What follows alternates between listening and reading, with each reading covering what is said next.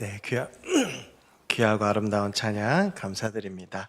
사실은 이제 오늘 이 찬양이 시편 23편의 고백으로 하는 찬양인데 1부, 2부, 3부 찬양대가 똑같은 찬양을 했습니다. 그래서 제가 그 말씀을 준비하면서 제가 참 좋아하는 찬송이거든요. 그래서 이 말씀하고 연결해서 좀 했으면 좋겠다고 지휘자님들께 부탁을 드렸더니 지휘자님들께서도 또 흔쾌히 잘 준비를 해주셔서 은혜의 찬양을 함께 나눌 수 있었습니다. 바라기는 오늘 찬양대가 했던 이 고백이 오늘 말씀 가운데에 오늘 예배를 마치면서 우리의 고백이 될 수 있기를 주의 이름으로 간절히 축원합니다.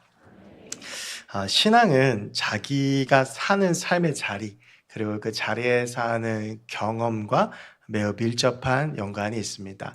예를 들면 한국교회 새벽기도가 그렇다고 할 수 있겠는데요. 저는 이제 새벽기도가 그래도 이제 목사 안수 받은 지 한 18년 돼서요. 이제 많이 익숙해져서 알람 없이 깰 수 있는 경지까지 올랐습니다.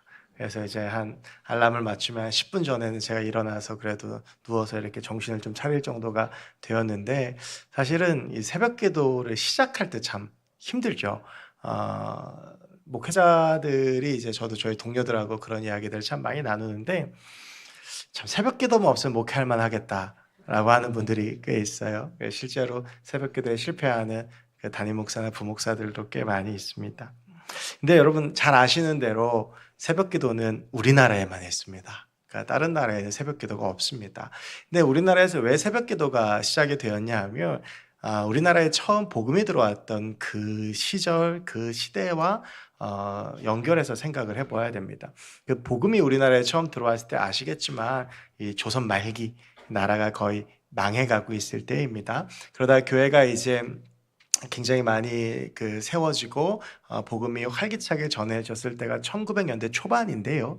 그때만 돼도 이제 우리나라가 세계 열강의 그 지배 야욕 때문에 뭐 여기저기서 어려움도 당하고 괴로움도 당하고 그리고 일본이 실질적으로 우리나라를 실효적으로 지배하고 있을 때였기도 했습니다. 이 교인들이요, 이 조국 상황, 조국 교회를 보면 너무 마음이 아프고 밤에 잠이 오질 않는 거예요. 그래서 간밤에 계속 잠을 뒤척이다가 동이 틀 때쯤 되면 교회로 몰려들어가서 한두 명씩 기도하기 시작했습니다. 그렇게 해서 모이기 시작한 것이 오늘 한국교회의 새벽 기도입니다. 물론 어떤 역사학자는 이렇게 분석하는 역사학자도 있습니다. 우리가 왜 예를 들면 예로부터 우리 무속신앙 속에서 정한수를 달밤에 떠놓고 비는 그런 문화가 있었기 때문에 그렇게 새벽에 모여서 기도하는 그 새벽 기도가 한국 교회에 더 잘 정착할 수 있었다라고 하는데요. 어쨌든 우리가 시대적 상황과 그리고 우리 문화적 상황을 보면 한국 교회의 특수한 상황, 한국이라는 상황, 살고 있던 그 삶의 자리가 오늘날의 한국 교회 새벽 기도를 만들었다고 해도 과언이 아닙니다. 그리고 또 다른 예도 있는데요. 우리가 보통 하나님을 아버지라고 부르죠. 그래서 아버지하고의 관계가 하나님과의 관계에 매우 큰 영향을 미친다라는 이야기도 있습니다. 그래서 아버지가 좀 엄하면요, 하나님이 좀 엄하신 분으로 느껴지고, 아버지가 사랑이 좀 많으면 하나님을 사랑이 많은 하나님으로 느끼는 경우들이 많다고 이 목회 상담 쪽에서는 이야기를 합니다. 우리가 살아가고 있는 삶의 자리에 사는 경험들이 우리의 신앙관을 세워나가는데 매우 중요합니다. 오늘 본문인 시편 23편은 우리에게 너무 잘 알려진 말씀이고 정말 아름답고 은혜로운 시라고 할 수 있습니다. 여러분 한번 잘 생각해 보시면 시편 23편으로 목사님들이 설교를 잘 하지 않습니다. 저도 잘 하지 않거든요. 왜냐하면 이 본문 자체가 너무 훌륭한 은혜의 시이기 때문에 괜히 사람의 말을 섞었다가 은혜가 반감될까 하는 그런 두려움이 있습니다. 그 정도로 이 시는 굉장히 아름답고 은혜로운 시라고 할 수 있습니다. 오늘 본문은 여러분 잘 아시는 대로 다윗이 지은 시인데요.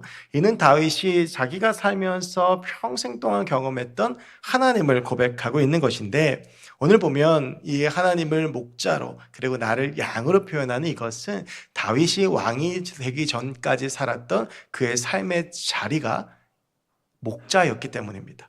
그가 양을 치는 사람이었고, 그러다 보니까 그가 하나님에 대한 고백을 할 때에 자기의 경험을 가지고 하나님을 고백할 수밖에 없었다라고 하는 것인데요. 우리가 즐겨 암송하고 또 방금 전처럼 우리가 찬양을 했듯이 자주 찬양하기도 하는 이 시편 23편의 말씀으로 우리가 함께 잠시 은혜를 나누어 보려고 합니다.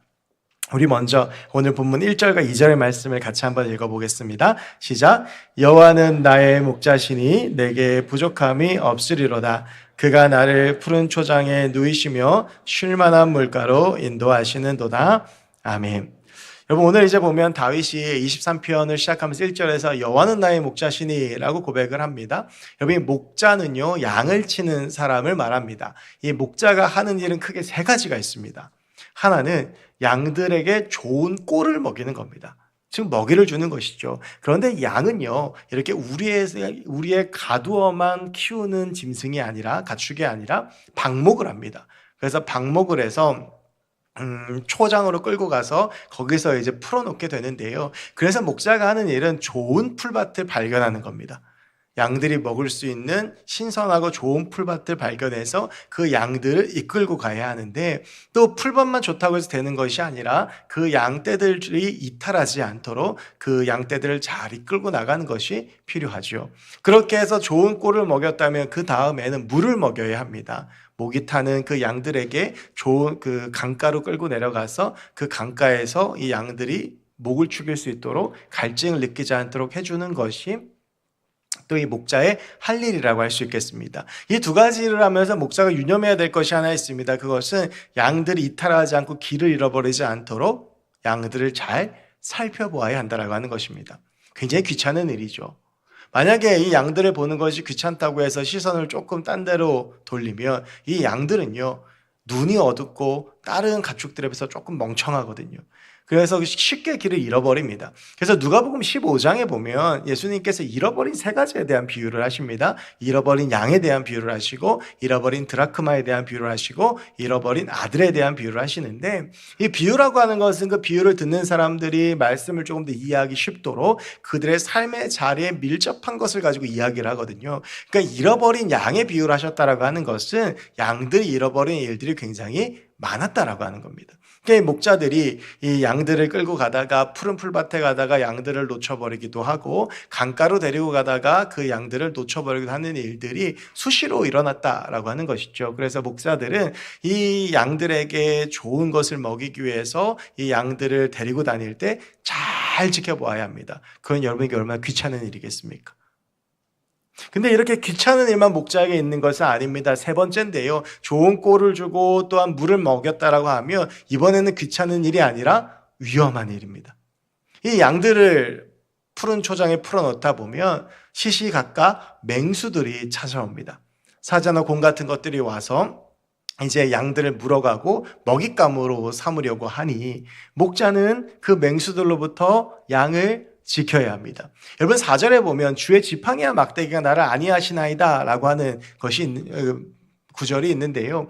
그 당시에 목자들이 양을 칠 때 가지고 다니는 세 가지가 있었습니다. 하나가 지팡이고요. 그 지팡이는 양들을 모는 데 주로 쓰고, 또 맹수가 오면 그 맹수들을 휘둘러서 쫓아내야 됐습니다. 그리고 나서 이 지팡이가 좀 약해서 막대기도 하나 들고 다니는데, 여러분 오늘 본문에는 이게 막대기라고 표현되어져 있지만 사실 이게 막대기가 아니라 우리가 잘 쓰는 말로 바꾸면 몽둥입니다.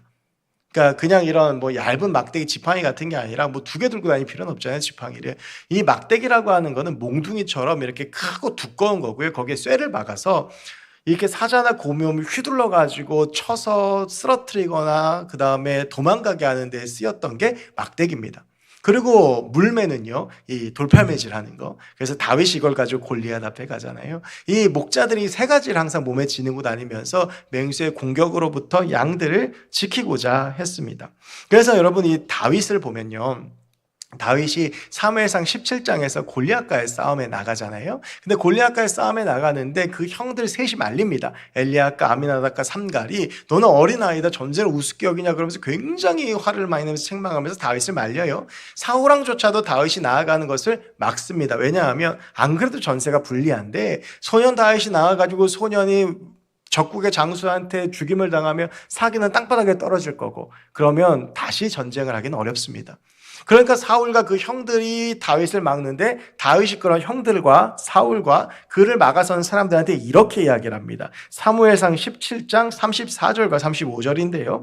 다윗이 사울에게 말하되 주의 종이 아버지 양을 지킬 때에 사자나 곰이 와서 양떼에서 새끼를 물어가면 내가 따라가서 그것을 치고 그 입에서 새끼를 건져내었고 그것이 일어나 나를 해하고자 하며 내가 그 수염을 잡고 그것을 쳐 죽였나이다. 여러분, 다윗이요, 양을 칠 때에 사자나 곰들이 찾아오면 돌을 쳐서 맞춰서 쫓아내기도 하고, 나를 위협하면 내가 그 수염을 잡고 내가 그것들을 쳐 죽였다라고 고백을 하니까, 여러분, 아무리 강한 사람도 사자나 곰보다 강하지는 않거든요. 그러니까 사자와 곰을 이길 정도면 골리앗도 이길 수 있다라는 생각이 들어서 이 다윗을 출전시킨 겁니다. 그러니까 다윗이 양을 치면서 했던 일들은 이 양에게 좋은 것들을 먹이고 배불리 먹이고 그리고 목을 축이게 하고 그리고 이 맹수들로부터 양을 지키는 일들을 다윗이 했었다라고 하는 것이죠. 여러분, 우리가 이제 이렇게 보면 목자의 하는 일을 세 가지를 보았잖아요. 좋은 목자, 선한 목자와 나쁜 목자, 사꾼 목자의 차이를 알 수 있습니다. 좋은 목자, 선한 목자는요, 내가 맡은 양떼들을 배부르게 합니다. 부족함이 없이 좋은 곳으로 데리고 가서 배불리 먹을 수 있도록 하고요. 목이 마를 때쯤에는 좋은 강가를 데리고 가서 목을 축이게 합니다. 무엇보다 중요한 것은 맹수들이 나타났을 때 양들이 눈이 어두워서 도망을 가지 못할 때에 그 목자가 앞에 서서 그 양들을 지키고 보호하고 맹수들을 쫓아내고 지켜주는 것이죠. 이게 선한 목자, 좋은 목자입니다. 나쁜 목자는요, 이른바 사꾼 목자, 그냥 삭만 받아서 월급만 받고 그냥 대충 양을 치는 목자들은 양들이 배고프든 말든 별로 신경 쓰지 않습니다. 이 풀이 좋든 말든 별로 신경 쓰지 않습니다. 양들이 목마른 것도 별로 안중이 없습니다. 그냥 괜히 끌고 갔다가 양을 잃어버리면 주인한테 혼날까봐 양들을 움직이는 것도 잘하지 않습니다. 무엇보다 중요한 것은 무엇입니까? 맹수가 나타나면 걸음만 다 살려야 하고 도망갑니다. 양들이 뭐 죽든지 말든지 내할 바가 아닌 것이죠. 다윗은요, 선한 목자였습니다. 여러분, 생각해 보십시오. 사자나 곰이 나타났을 때에 내 양을 지키기 위해서, 내 아버지 양떼를 지키기 위해서 그들과 싸웠던 다윗이라면 얼마나 좋은 것들을 먹이고 얼마나 좋은 것들을 마시게 했겠습니까? 하나님께서 다윗이라는 사람을 왕으로 세우신 이유는 그가 선한 목자였기 때문입니다. 양들도 저렇게 잘 돌보는데 저가 왕이 되면 얼마나 나라를 잘 돌볼까라고 하는 게 하나님의 마음이셨고, 그래서 베들레헴에 있는 그 이새의 집까지 가서 다윗을 왕으로 기름 부으시고 세우셨던 것입니다. 그 좋은 목자, 선한 목자였던 다윗이 평생을 돌이켜보며 하나님께 대해서 했던 고백은 무엇이냐 하면, 내가 내 양떼들에게, 내 아버지의 양떼들에게 선한 목자였듯이 하나님의 어린 양인 나에게도 나의 하나님은 선한 목자다라고 하는 것입니다. 그래서 오늘 다윗이 여호와는 나의 목자시니 내게 부족함이 없다라고 고백하고 있는 것입니다. 그런데 여러분, 다윗의 인생을 생각해 보면 다윗의 인생 가운데 역사했던 하나님이 결코 선해 보이지만은 않습니다. 다윗의 인생에 부족함이 없어 보이지도 않습니다. 이 다윗이 처음에 성경에 등장하는 게 사무엘상 16장입니다. 근데 사무엘상 16장에 왜 등장하냐 하면 이스라엘의 첫 번째 왕으로 하나님께서 베냐민 지파의 사람 사울을 세우셨습니다. 이 사울 왕이요, 처음에 왕이 돼서는 그래도 전쟁도 하나님을 의지해서 곧잘 하고 정치도 어느 정도 했던 것 같습니다. 그래서 왕으로 사람들에게 인정을 받았습니다. 가장 작은 지파였기 때문에 사람들이 처음엔 어수신 여겼지만 그래도 많은 사람들이 인정을 받는 왕이 됐습니다. 그러니 이 사울이 교만해졌습니다. 이 사울이 하면서 했던 큰 실수가 두 가지가 있죠. 하나는 블레셋과의 전쟁에서 사무엘이 와서 그 사무엘이 제사를 집례를 하고 그리고 전쟁에 들어가야 되는데 사무엘이 도착하기로 약속했던 시간보다 늦어지니까 전쟁에서 질까 두려워서 자기가 주인이 돼서 주인공이 돼서 제사를 치릅니다. 영적인 질서가 무너진 겁니다. 두 번째는 아말렉과의 전쟁에서 하나님께서 분명히 전리품을 취하지 말라고 하셨습니다. 그런데 사울은 아말렉과의 전쟁에서 전리품을 취하고 그것을 추궁하는 사무엘에게 내가 하나님께 드리기 위해서 이렇게 했다라고 거짓말로 변명까지 합니다. 하나님께서 이런 사울을 보시면서 내가 그를 왕으로 세운 것을 후회한다고 말씀하시면서 그를 버리시죠. 그러면서 새로운 왕을 세우기로 하시는데 그가 바로 이새의 집의 막내 아들이었던 다윗입니다. 하나님께서 이새의 집으로 사무엘을 보내십니다. 이새의 집에 가서 사무엘이 이야기하죠. 이 집에서 왕이 나온다. 왕이 세워질 것이다. 여러분, 우리가 이새라고 생각하면 얼마나 흥분되겠습니까? 나의 집에서 이 나라를 다스린 왕이 나온다니. 아마 이새는 흥분하고 또한 기뻐서 그 아들들을 불러 모았을 것입니다. 야, 너희들 중에 하나님께 세우신 왕이 있다더라. 한번 보자. 자신의 자랑이었던 장자 엘리압을 사무엘 앞에 데리고 옵니다. 그런데 하나님께서 말씀하지 않으십니다. 이새는 조금 실망했지만 괜찮습니다. 아직 기다리고 있는 아들이 많았기 때문입니다. 둘째 아들 아미나답도 셋째 아들 삼갈도 하나님을 말씀하지 않으십니다. 넷째, 다섯째, 여섯째, 일곱째 끝이 났는데 하나님은 사무엘에게 마음을 주지 않으십니다. 사무엘이 묻습니다. 이새에게. 이 7명이 다냐? 이게 네 아들 전부 다냐? 그제서야 이새가 이야기하죠. 저기 들판에서 양을 치고 있는데 막내 아들이 하나 있습니다. 무엇입니까, 여러분? 다윗은요, 아버지 이새에게 왕의 제목으로 인정받지 못한 사람입니다. 분명히 사무엘이 다 모으라고 이야기했는데 막내 아들은 빼놓고 모았어요. 저건 어리고 작고 연약해서 왕이 될 만한 사람이 아니다라고 하는 것이 아버지 이새의 판단이었습니다. 그러니까 아버지한테도 인정받지 못했던 것이 다윗이었죠. 그랬던 다윗이 사무엘상 17장에서 전쟁터에 방문을 합니다. 그것도 전쟁에 참여하기 위해서 간 것이 아니라 아버지의 심부름을 위해서 갔던 것이죠. 전쟁에 참여한 아까 제가 이름을 말씀드렸던 엘리압과 아미나답과 상갈, 이 세 명을 위로하기 위해서 먹을 것을 단뜩 싣고 거기에 갔습니다. 그런데 그곳에서 하나님을 모욕하는 골리앗을 봅니다. 더 화가 나는 것은 골리앗이 하나님을 모욕하는데 이스라엘 백성들이 아무것도 하지 않고 있었습니다. 그래서 골리앗과의 싸움에 임했는데 하나님께서 함께 하시고 또 다윗의 그 믿음 가운데에서 다윗이 골리앗을 쓰러뜨립니다. 이깁니다. 여러분, 이렇게 되면 출세에 가도 올라타는 겁니다. 분명히 사울이 이야기했거든요. 저 골리앗을 쓰러뜨리는 자에게 내 딸을 주겠다. 그래서 다윗이 사울의 사위가 됩니다. 여러분 보십시오. 전쟁을 승리로 이끌었고 왕의 사위가 됐고 한 나라의 장군이 됐으면 이제 출세 가도입니다. 그런데 이것이 다윗에게는 오히려 화가 되었습니다. 사울은 젊고 능력 있는 다윗을 질투했습니다. 그런 사울의 질투심에 불을 붙였던 사람들의 말은 사울이 죽인 자는 천천히요, 다윗이 죽인 자는 만만이로다. 이 말을 듣자 사울이 눈이 뒤집어졌습니다. 내가 저걸 죽여야 되겠다. 장인 사울이 사위 다윗을 죽이려고 합니다. 거의 죽임당할 뻔한 그때에 다윗의 친구였던 사울의 아들 요나단이 다윗을 도망시켜 줍니다.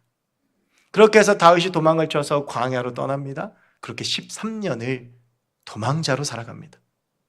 여러분, 말이 13년이지요. 거처도 없이 그렇게 13년을 유리방황하는 것이 쉬운 일이었겠습니까? 얼마나 고달프고 얼마나 힘들었겠습니까? 그렇게 고달프고 힘들고 죽을 뻔한 위기를 겪고 나니 다윗이 자신의 적국이었던 블레셋에 가면 사울의 영향력에 미치지 못할 거라고 판단해서 블레셋으로 가서 나를 좀 받아달라고 합니다. 처음에는 실패했습니다. 다윗이 역사에 처음에 등장했던 것은 골리앗을 쓰러뜨렸기 때문이고 블레셋의 입장에서 다윗은 철천지 원수였습니다. 그런 다윗이 투항한다고 오니까 누가 고운 눈으로 그를 바라보겠습니까?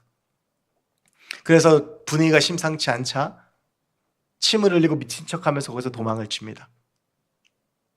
그리고 두 번째는 도저히 안 될 것 같아서 진심을 다해서 블레셋 왕 앞에 엎드리고 그래서 그가 블레셋의 장군이 되죠.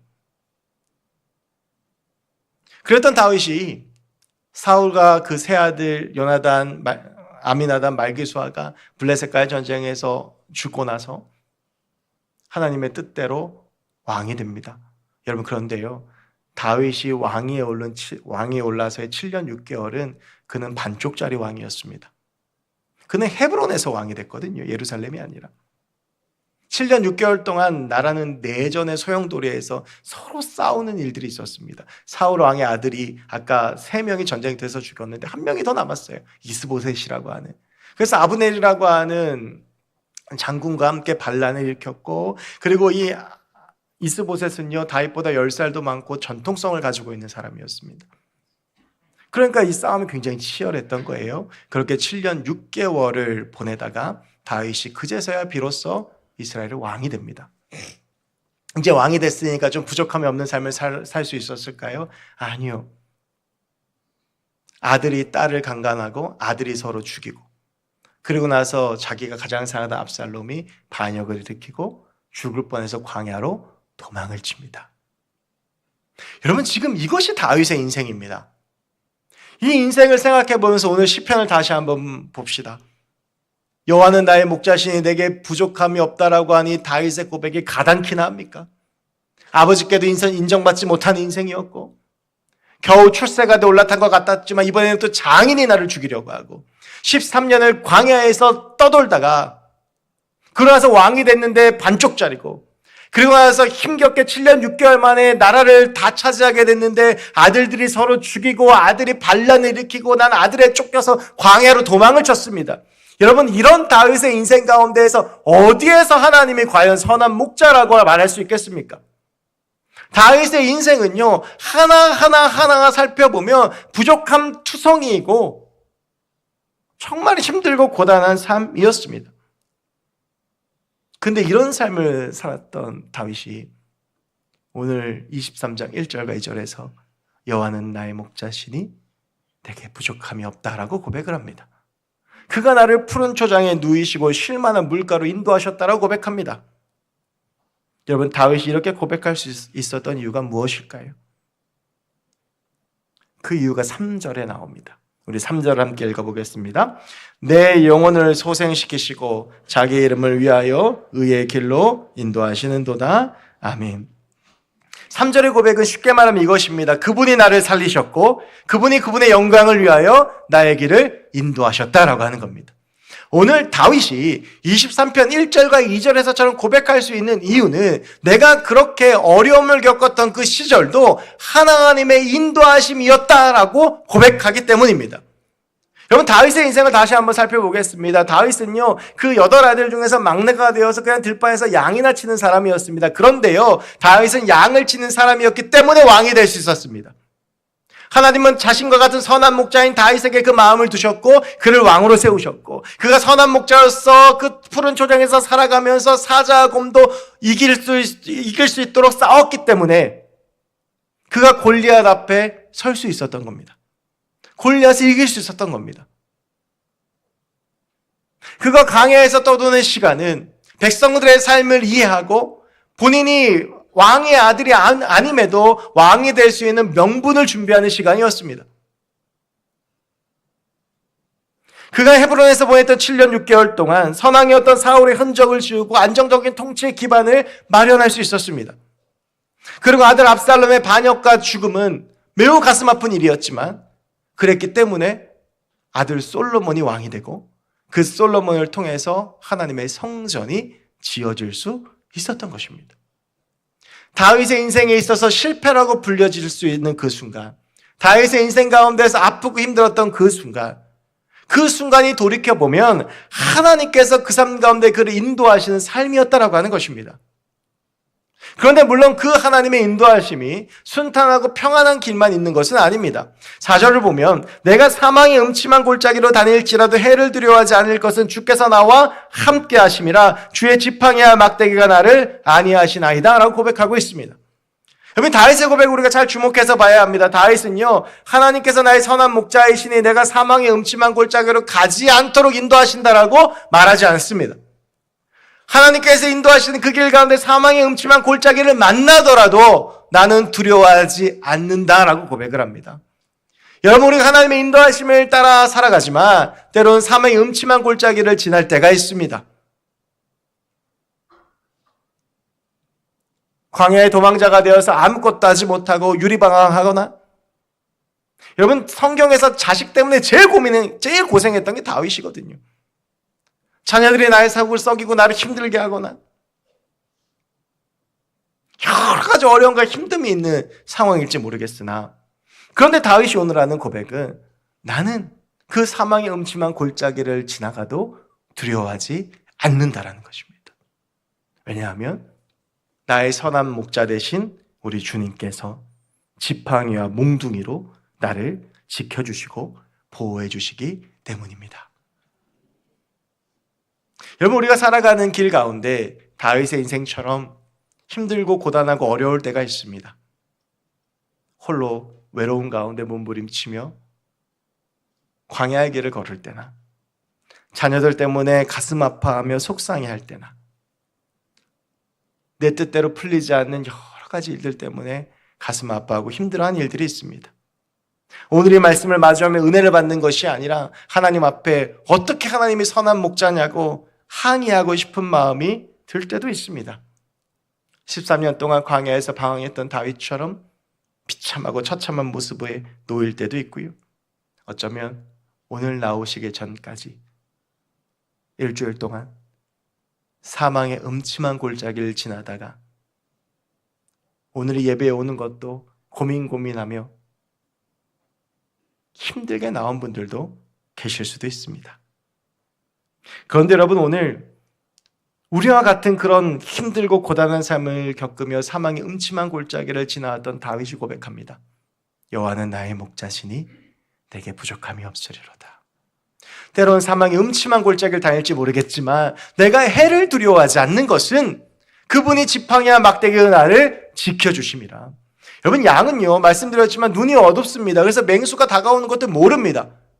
그런데 그 양 앞에서 맹수가 달려들 때에 지팡이와 몽둥이와 돌을 들고 그 양을 위해서 싸우는 것이 선한 목자이듯이, 우리도 내 인생 가운데 힘들어하고 보이지 않는 상황들 속에서 아파할지 모르겠지만, 나는 보지 못하지만 우리 주님께서 나보다 앞서 싸우시고 나를 보호하시고 나를 안위하시고 나를 지켜주신다라고 하는 것입니다.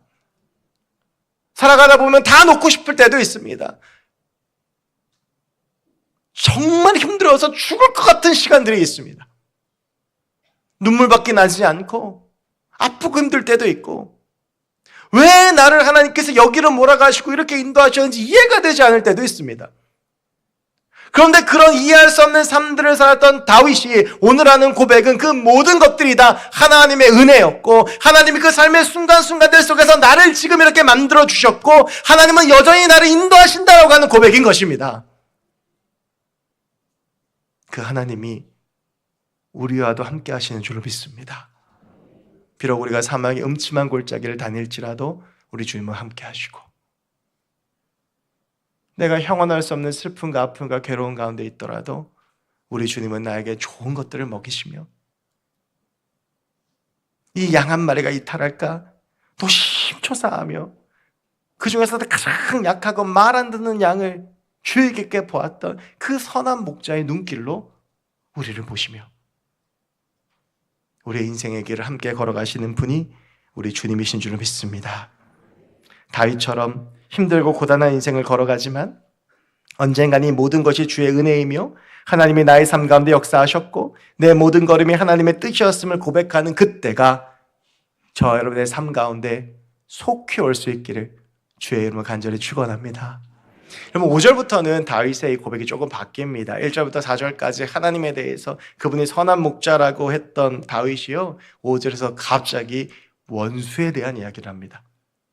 하나님이 선한 분이라고 고백했던 다윗이 갑자기 5절에서 주께서 내 원수의 목전에서 내게 상을 차려주시고 기름을 내 머리에 부으셨으니 내 잔이 넘치나이다. 제가 이 말씀을 오늘 23편 말씀 일주일 내내 묵상을 하다가, 아니, 하나님이 선한 목자라고 계속 고백하던 다윗이 왜 갑자기 5절에서 원수 이야기를 꺼냈다라고 생각하다가 그냥 갑자기 이 다윗의 마음이 생각나서 웃음이 좀 나왔습니다. 다윗이요, 하나님이 선한 목자인 건 알겠는데 원수 때문에 너무 힘든 거예요. 힘들었던 거예요. 그게 잊혀지질 않는 거예요. 여러분, 다윗의 원수가 누구였겠습니까? 그 평생 가운데 많은 대적들이 있었겠지만 앞서 제가 말씀드렸던 사울왕, 자기를 사위로 삼고 장군으로 세우더니 갑자기 죽이겠다고 그러고. 여러분, 다윗은 사울한테 잘못한 게 없습니다. 여러분, 이 다윗이요, 골리앗과의 전쟁 전에 이미 사울을 만나는데 사무엘상 16장 말미를 보면 사울이 귀신에 들려가지고 신음하고 있을 때 다윗이 궁중악사로 들어가서 찬양을 해줘서 사울의 악신이 떠나갑니다. 그리고 이 사울이 블레셋과의 전쟁에서 골리앗 때문에 지금 나라가 망하게 되는데 이 다윗이 가서 싸워서 이깁니다. 그래서 사울이 위기에 처할 때마다 사울을 구해줬던 것이 다윗이에요. 그런데 그 다윗을 사울은 아무 까닭 없이 질투심에 눈이 멀어 죽이려고 하는 겁니다. 이 다윗의 입장에서 얼마나 고달픈 일이었겠습니까? 그런 다윗이 오늘 이 5절에서요, 주께서 내 원수의 목전에서, 이걸 세 번역으로 보면 내 원수들이 보는 앞에서 내게 잔치상을 차려주시고, 여기서 상이 잔치상인데요, 내 머리에 기름을 부어 나를 귀한 손님으로 맞아주시니 내 잔이 넘치나이다. 그러니까 내 원수가 나를 치고 내 원수가 나를 죽이려고 하는 것 같으나 하나님이 역사하셔서 이것들을 역전시켜 주셨다라고 하는 겁니다. 이 고백을 지금 다윗이 하고 있는 거예요. 다윗이 아까 7년 6개월 동안 헤브론의 왕으로 머물러 있다는 사실을 말씀드렸습니다. 그 이유는요, 사울의 아들이었던 이스보셋과의 전쟁 때문입니다. 이 이스보셋과의 전쟁 가운데에서 나라가 내전에 휩쓸리게 되고, 다윗이 온전히 왕으로 인정받지 못하고 7년 6개월을 헤브론에서 왕이 됩니다. 여러분, 이쯤 되면 저라면 그럴 것 같아요. 다윗의 입장에서 사울을 생각하면 지긋지긋하고 징글징글하고 이가 갈리지 않겠습니까? 그런데요, 이런 죽은 사울과의 전쟁도 다 끝난 다음에 사무엘하 3장 1절에서 성경은 이렇게 말을 합니다. 사울의 집과 다윗의 집 사이에 전쟁이 오래매 다윗은 점점 강하여 가고 사울의 집은 점점 약하여 가니라. 그 다윗을 괴롭혔던 사울은, 그 집은 점점 약해져 가고 하나님이 다윗을 높여주신 겁니다. 그 사울이 왕이었던 바로 그곳에서, 바로 그 나라에서 하나님은 다윗을 왕으로 세워주신 거죠. 여러분, 우리도 이렇게 살아가다 보면 이해할 수 없는 억울함과 이해할 수 없는 상처를 받을 때가 있습니다. 난 저 사람한테 그렇게 상처받을 만한 행동을 한 적이 없는데, 나는 저 사람한테 뭐 이렇게 대우받을 만한 일을 한 적이 없는데 갑자기 상처받고 힘들고 이런 일들을 경험할 때가 있습니다. 그리고 왜 또 살아가다 보면 나를 지긋지긋 괴롭히는 다윗에게 사울이 징글징글했듯이 그렇게 징글징글한 사람도 있지 않습니까? 여러분, 그런데 성경에서 말하는 것은요, 그 모든 것을 하나님께 다 맡기라는 겁니다. 내가 그 사람을 미워할 필요도, 내가 그 사람을 공격할 필요도, 복수할 필요도, 보복할 필요도, 똑같이 할 필요도 없고, 모든 것을 아시는 하나님 앞에 맡겨놓으면 하나님께서 결국에는 사울의 집을 약하게 하시고 다윗을 강하게 하셨던 것처럼 하나님께서 우리의 삶 가운데 그렇게 역사하신다는 겁니다. 여러분, 혹시 사람 때문에 힘드십니까? 여러 가지 상처와 그 관계들 때문에 어려움이 있으십니까? 그 관계의 어려움을 묵상하지 말고 하나님께 맡기십시오. 그 처분은 하나님께 맡기시고, 하나님이 살아계심을 믿는다면 하나님께서 하나님의 선한 방법으로 하나님의 일을 하실 겁니다. 우리는 그저 기도하는 것 뿐입니다. 여러분, 그렇게 우리가 하나님의 인도하심을 믿고 하나님의 살아계심을 믿고 삶의 순간순간들을 걸어가면 다윗처럼 고백하게 됩니다. 내 평생의 선하심과 인자하심이 반드시 나를 따르리니 내가 여호와의 집에 영원히 살리로다. 우리가 선한 목자이신 주님과 함께 걸어가면 그 하나님께서 우리를 여호와의 집에 영원히 살게 하시고 우리에게 은혜와 사랑과 능력을 공급해 주시고 우리를 세워주시고 우리를 붙잡아 주실 줄로 믿습니다. 오늘 말씀을 마무리하면서 한 가지 이야기를 좀 나누고 마치려고 합니다. 저희 교회도 이제 주보가 나올 때에 제가 목요일 저녁이나 늦어도 금요일 오전까지는 저희 간사님한테 이제 본문, 제목, 그 다음에 말씀, 이 성경 노트, 광고를 이렇게 쫙 문서를 만들어서 보내드려요. 그러면 이제 그게 토요일 오전이 되면 인쇄가 돼서 나오거든요. 어떤 한 교회에서 이렇게 주보를 만드는데 거기 이제 담임 목사님과 부목사님이 계셨는데 담임 목사님 나이가 좀 있으셔서 뭐 이렇게 저처럼 컴퓨터 이렇게 해가지고 이렇게 정확하게 보내주는 게 아니라 이제 항상 부목사님이 전화를 하셨대요. 그래서 목사님 이번 주 본문하고 제목 알려주십시오. 그러면 목사님이 전화를 알려주시면 받아가지고 주보를 만들었는데 그날 본문이 이제 전화해서 목사님 이번 주 주일 본문은 뭡니까? 그랬더니 시편 23편 1절에서 6절입니다 라고 말씀을 하셨대요. 그렇게 해서 이제 그걸 받아줬고, 그럼 목사님 제목은 무엇입니까? 여러분, 오늘 설교 제목이 여호와는 나의 목자신이거든요. 그래서 여호와는 나의 목자신이 이렇게 하면서 말끝을 좀 흐리셨대요. 그랬더니 원래 이 목사님이 그 설교 제목을 항상 종교령으로 쓰셨거든요. 무엇입니다. 그러니까 뭐 여호와는 나의 목자입니다 이렇게 돼야 되는데 이 성경 그대로 여호와는 나의 목자신이 하니까 이 부목사님 좀 이상했던 거예요. 말끝 흐리고. 그래서 목사님한테 여쭤보셨대요. 목사님 그게 답니까? 그랬더니 이 목사님이 설교를 준비하다가 갑자기 이 말을 듣는데 짜증이 확 나신 거예요. 뭐가 더 필요해? 그리고 전화를 끊었대요. 그래서 토요일 오후에 주보가 나왔는데 주보의 설교 제목이 이렇게 되어 있었습니다. 여호와는 나의 목자시니 뭐가 더 필요해? 물음표. 그 주보를 받아든 목사님이 얼마나 화가 나는지, 아니 이렇게 센스도 없이 주보 내용을 이렇게 뽑아가지고 이게 지금 이 제목이 말 같은 제목이라고 막 화가 나가지고 그러고 있는데, 그 제목을 다시 한번 찬찬히 보고 묵상을 하는데요, 그 제목이 너무 은혜가 되는 거예요. 화가 났던 그 화가 누그러지면서 눈물로 바뀌는 거예요. 그럼 몇 번을 곱씹어서 생각하시는 거예요. 여호와는 나의 목자시니 뭐가 더 필요해? 내 삶에 여호와는 나의 목자시니 내가 뭐가 더 필요한가? 여호와가 나의 선한 목자시니 다른 게 필요할까? 여러분, 하나님 우리의 목자시니 우리에게 뭐가 더 필요하겠습니까?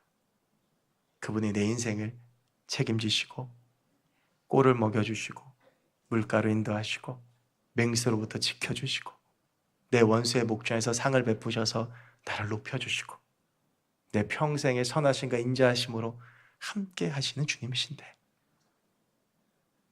여러분, 때로는 우리가 실패라고 부르는 삶의 조각들이 있습니다. 다윗처럼 이렇게 힘들어하고 아픈 시간들도 있습니다. 근데 여러분, 다윗의 그 삶들이 모여서 하나님이 귀 있으신 사람, 하나님 마음에 합한 사람 다윗 왕이 되었듯이 우리 인생의 그 순간순간들이 모여서 하나님의 놀라운 은혜와 역사가 우리의 삶 가운데 나타나게 될 줄로 믿습니다. 우리가 여호와 하나님 한 분만을 붙잡고 목자이신 그분을 붙잡는 양으로 나의 삶 가운데 늘 좋은 것을 주시는 선한 목자 되신 주님만 붙잡고 살아갈 수 있는 저와 여러분, 우리 모두가 될 수 있기를 주의 이름으로 간절히 축원합니다. 기도하겠습니다. 하나님, 오늘 우리가 잘 알고 있는 시편 23편의 말씀을 함께 나누었습니다. 여호와가 나의 목자이시니 나의 삶에 그 어떤 것도 필요하지 않은데 우리는 주님 아닌 다른 것들 너무 많이 구하고 살며 주의 인도하심대로 살아가지 못함을 고백합니다. 오늘 이 시간 주님을 부르고 주님을 찾고 주님만 붙잡기 원하오니 다윗의 인생의 선한 목자이셨던 주님, 변함없이 나의 인생의 선한 목자이시며 나의 삶을 늘 은혜 가운데 붙잡아 주시는 나의 주님, 그 하나님 붙잡고 나아가는 우리 모두가 되게 하여 주시옵소서. 감사드리며 예수 그리스도의 이름으로 기도하옵나이다. 아멘. 우리 말씀 기억하시면서 우리 가운데 은혜 주신 주님을 기억하면서 우리 함께 은혜 찬양하도록 하겠습니다.